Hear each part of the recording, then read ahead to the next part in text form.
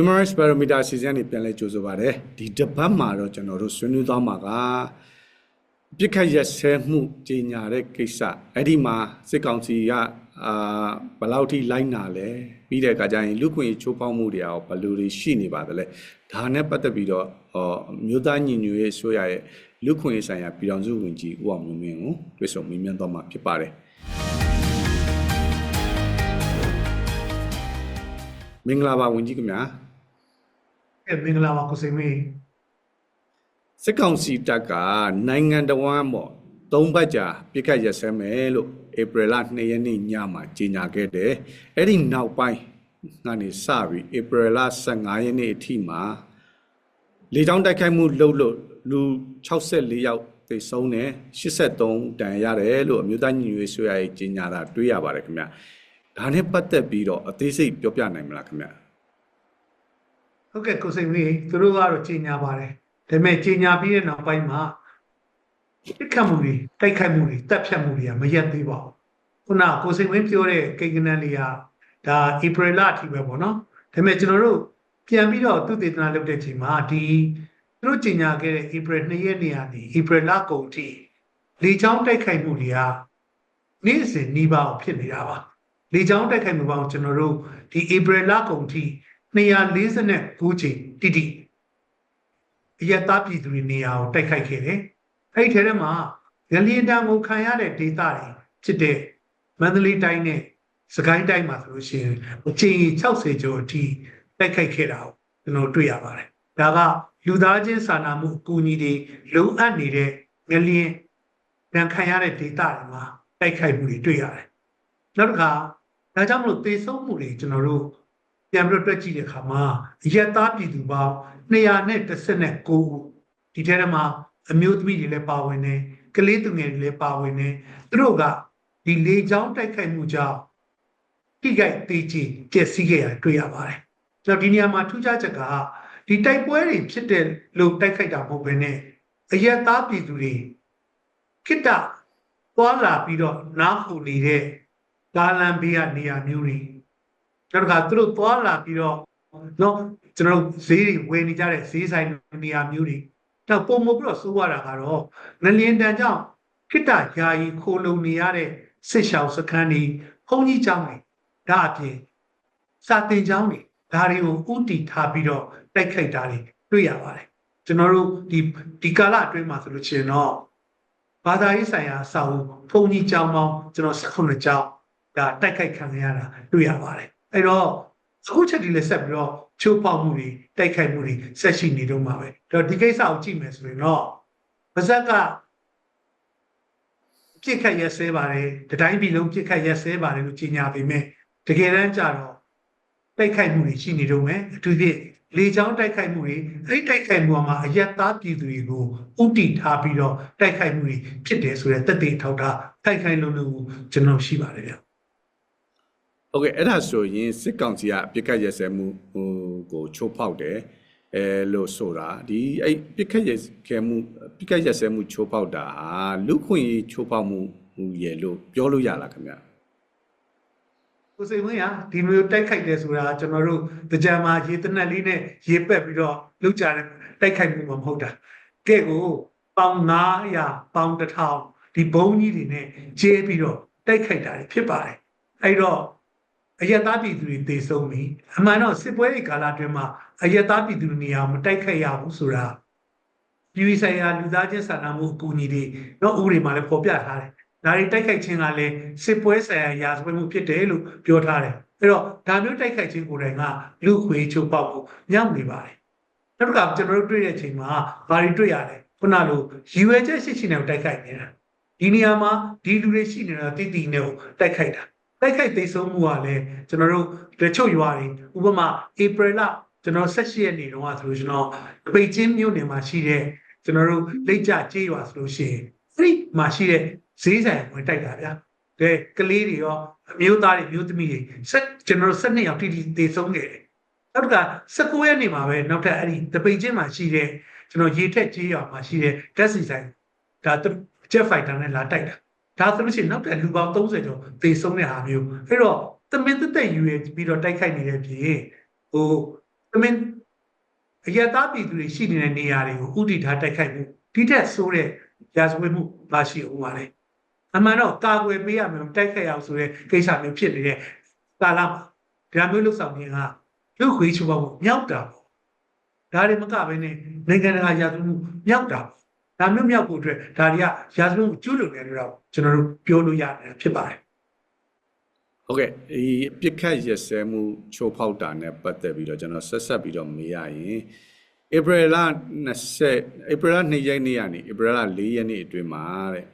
KIA TNLA AA KNPP KNLA နဲ့ PDF တွေက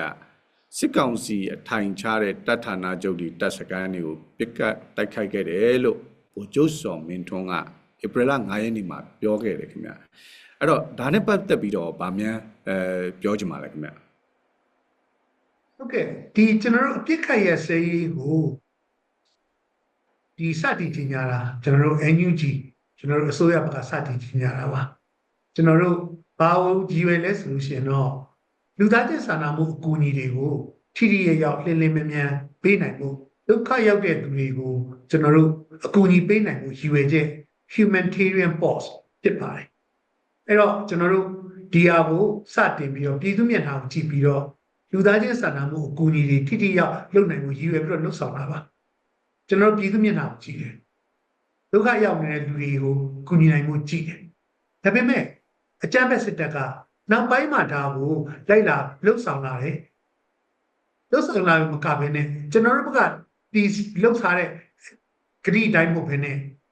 တကယ်ပြည်သူတွေကိုရည်ရွယ်ပြီးတော့ပြစ်ခတ်မှုတွေဖြစ်ဖြစ်ငလျင်တန်းဖြစ်နေတဲ့နေရာဒေသအတွင်းမှာတော့မှဒါတွေကိုလှုပ်ဆောင်မှုတွေတိုက်ခိုက်မှုတွေရှိလာတယ်အဲ့တော့ဒီနေရာမျိုးမှာကျွန်တော်တို့ကဒီတစ်ဖက်နဲ့တစ်ဖက်အပြစ်ခတ်ရစဲမယ်ပြစ်ခတ်ရစဲမယ်လို့ပြောပေမဲ့စတင်ပြီးတော့လေးစားလိုက်နာမှုတွေမရှိဘူးနောက်တစ်ခါအပြစ်ခတ်ရစဲမယ်ဆိုတာကိုယ့်ဘက်ကိုကြီးညာထားတဲ့သဘောမျိုးဘယ်စည်းကမ်းနဲ့ဘယ်လိုတွေလုံနာကြမယ်ဘာတွေလိုက်နာကြမယ်ဒါတွေကိုငါတို့ဘယ်လိုထိမ့်သိမ့်ကြမယ်ဆိုတဲ့အဆင့်မရှိဘူးအဲ့တော့အကြမ်းဖက်စစ်တပ်ဘက်ကကြီးညာပေမဲ့တိုက်ခိုက်မှုတွေလုပ်လာတဲ့အချိန်မှာကျွန်တော်တို့ဘက်ကဒါကိုပြန်ပြီးတော့တာကွယ်မှုကျွန်တော်လုပ်ရတော့မှာပဲဒီချိန်ထဲမှာလည်းကျွန်တော်တိုက်ခိုက်မှုကိုကြည့်မယ်ဆိုလို့ရှိရင်စီရေးရလိုအပ်ချက်ကြောင့်စီရေးရအရေးပါတဲ့စီရေးပြစ်မှတ်တွေကိုကျွန်တော်တို့တိုက်ခိုက်တာမျိုးဖြစ်တယ်တေချာတာတစ်ခုကတော့အယက်သားတွေမထိခိုက်အောင်အယက်သားတွေထိခိုက်နေတာမျိုးမဖြစ်အောင်စီရေးလိုအပ်ချက်ကိုရွေးချယ်ပြီးတော့တိုက်ခိုက်မှုပြောမယ်ဆိုရင်တော့နိုင်ငံတကာလူသားချင်းစာနာမှုဥပဒေဒီတိုင်းကျွန်တော်လိုက်လာတာပါဒီသူတွေမထိအောင်လည်းလှုပ်ဆောင်တယ်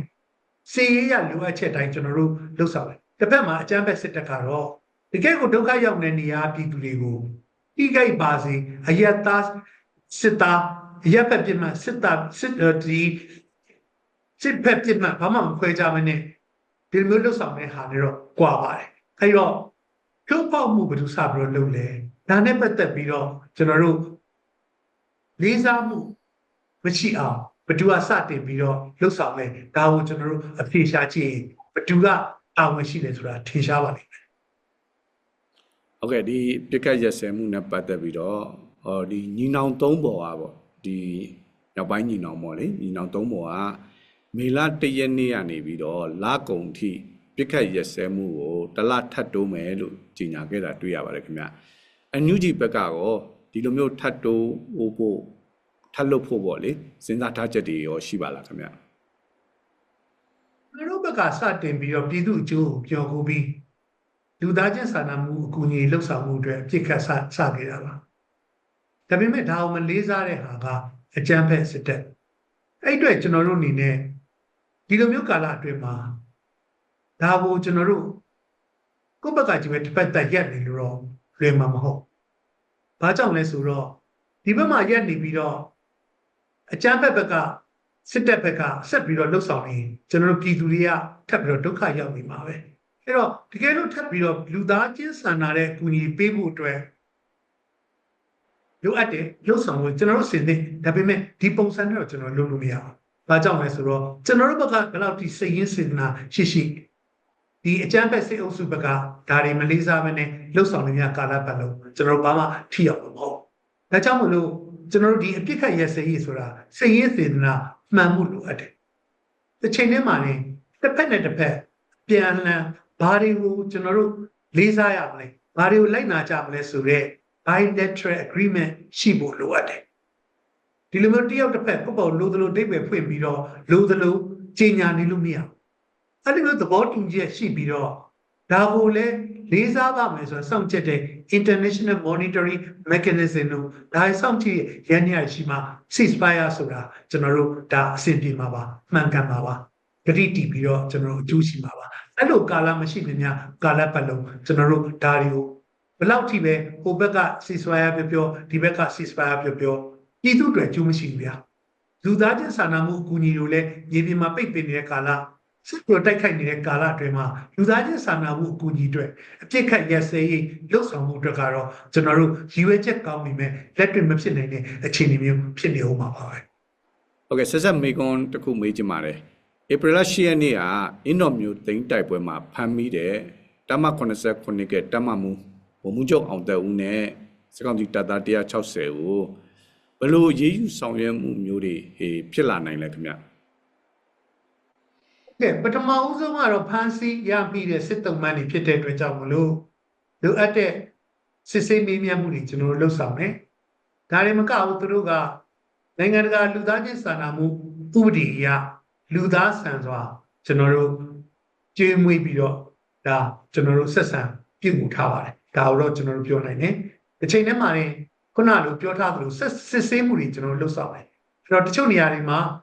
သူတို့ကိုယ်တိုင်ပါဝင်ပတ်သက်တဲ့မှုတွေလည်းရှိသလိုတချို့နေရာတွေမှာကျူးလွန်တဲ့အမှုတွေနဲ့ပတ်သက်လို့အရေးကြီးတဲ့သက်သေခံတွေလည်းသွားနိုင်ပါတယ်ဒီချက်တွေတော့ကျွန်တော်သိထားတယ်အဲ့တော့ဒါနဲ့ပတ်သက်ပြီးတော့ဘယ်လိုမျိုးဆက်ပြီးတော့သူတို့ရပ်တည်မလဲအခုချိန်မှာအမှန်တရားအတွက်ကျွန်တော်တို့ဒီမိုကရေစီအင်အားစုတွေတရားမျှတရေးเนาะကျွန်တော်တို့ဒီဓမ္မတက်မတော်သားတွေနဲ့ပေါင်းပြီးတော့မတရားမှုတွေဖော်ထုတ်တဲ့ကိစ္စမှာပါဝင်မလားနိုင်ငံတကာတရားစီမှုရန်လမ်းကြောင်းမှာပူးပေါင်းပါဝင်မလားဒါမှမဟုတ်ဘဲနဲ့ဒီရာဇဝတ်ကောင်တွေကိုဆက်လက်ကာကွယ်နေမလားဒီအပိုင်းမှာတော့သူတို့ဆက်ပြီးတော့ဆုံးဖြတ်မယ်ကာလမျိုးဖြစ်ပါတယ်အဲ့ဒီပုံမှာမူတည်ပြီးတော့ကျွန်တော်တို့ထပ်ပြီးတော့ဘယ်လိုကိုင်တွယ်ဖြစ်ရှင်းမလဲဆိုတဲ့အကြောင်းအရာကိုတော့သက်ဆိုင်ရာဝန်ကြီးဌာနဖြစ်တဲ့ကာကွယ်ဝန်ကြီးဌာနကဆက်လက်ပြီးတော့လှုပ်ဆောင်တော့မှာဖြစ်ပါတယ်ဒါပေမဲ့ပြောနိုင်တာတခုကတော့ဒီကာလအတွင်းမှာလူသားဆန်ဆန်နဲ့ကျွန်တော်တို့ဆက်ဆံနေတယ်လူသားဆန်စွာကျွန်တော်တို့ပြုမှုပြီးတော့ကျွန်တော်တို့သူတို့ကိုကင်တွယ်ဆောင်ရွက်နေပါတယ်ဆိုတော့ပြောနိုင်ပါတယ်ဟုတ်ကဲ့ဝန်ကြီးအနေနဲ့ဒီတစ်ပတ်မှာပြောကြားသွားတဲ့အပြင်နောက်ထပ်ဘာများဖြစ်ဆွက်ပြောချင်ပါလဲခင်ဗျအခုဆိုလို့ရှိရင်ကျွန်တော်တို့တချို့နိုင်ငံတွေကပေါ့နော်ဒါအပြစ်ခတ်ရစဲရေးတွေဒါတွေလှုပ်ဆောင်ဖို့လိုအပ်တယ်ဆိုတဲ့အကြောင်းအရာတွေအပြစ်ခတ်ရစဲဖို့အတွက်ကျွန်တော်တို့တိုက်တွန်းတာရှိပါတယ်ကျွန်တော်တို့အနေနဲ့ကတော့ဒီတိုက်ပွဲဒီအောင်မြင်မှုတွေမှာအားလုံးညီညီချင်းနဲ့အဆင်ပြေပြေနဲ့ပြီးသွားရင်ဒါကောင်းတာပေါ့ဒါပေမဲ့ခုနလိုပဲကျွန်တော်တို့ကြည့်အကြမ်းဖက်စေအုပ်စုဟာအပြစ်ခတ်ရစဲကြီးညာပေမဲ့ဆက်လက်ပြီးတိုက်ပွဲတိုက်ခိုက်နေတဲ့အရာတွေကျွန်တော်ရှိနေတယ်တိုက်ခိုက်တာမှာရရစစ်စစ်တိုက်ခိုက်နေတဲ့အရာတွေဖြစ်နေတယ်အဲ့တော့ဒီပြဿနာတွေကိုကျွန်တော်တို့ဒါကိုဖြေရှင်းနိုင်ပြီးတော့တခုတခုအပြန်အလှန်ပြည်သူအကျိုးပြုတဲ့ပြည်သူတွေကိုဦးစားပေးတဲ့စိတ်ရင်းစေတနာနဲ့ဆွေးနွေးနိုင်မှာ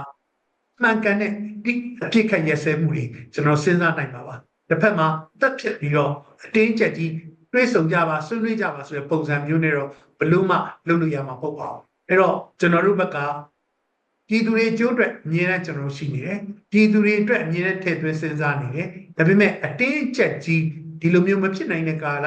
တွေးဆုံဆွေးနွေးဖို့အတွက်ပွင့်လန်းမပေးနိုင်တဲ့ကာလအတွင်းမှာတော့ကျွန်တော်တို့ဘက်ကတော့ဒါတွေးဆုံဆွေးနွေးဖို့အတွက်အခက်အခဲရှိနေဦးပါပဲတွေးဆုံဆွေးနွေးဖို့အတွက်ဟန်တာလုပ်နေတာကျွန်တော်တို့မဟုတ်ပါဘူးအကြမ်းဖက်စစ်တပ်ရဲ့လုပ်ရက်တွေကခုနလိုမျိုးတွေးဆုံဆွေးနွေးဖို့အတွက်ယုံကြည်လောက်စရာအခြေအနေမဟုတ်ဘူးဆိုတာကိုနိုင်ငံတကာကလည်းသဘောပေါက်စေချင်ပါတယ်မြို့သားညီညွတ်ရေးဆွလူခွင့်ရေးဆိုင်ရာပြည်ထောင်စုဝန်ကြီးဦးအောင်မျိုးမင်းဆွေးနွေးသွားတာဖြစ်ပါတယ်ဒီစီမရဲ့ Human Rights Barometer အစီအစဉ်ကိုဂျာသာရီနီည9နာရီခွဲမှာရုံးမြင့်တန်ကြားကနေလည်းထုတ်လွှင့်ပြသနေပါတယ်မြန်မာပြည်သူပေါင်းလူသားရဲ့မွေးရပါအခွင့်အရေးဖြစ်တဲ့အခြေခံလူခွင့်ရေးတွေပြန်လည်ရရှိပြီးစင်ရဲတွင်ကနေအမြန်ဆုံးလွတ်မြောက်ပါစေကြောင်းဆုမွန်ကောင်းတောင်းအပ်ပါတယ် ကျွန်တော်ကတော့စိတ်ဝင်ပါ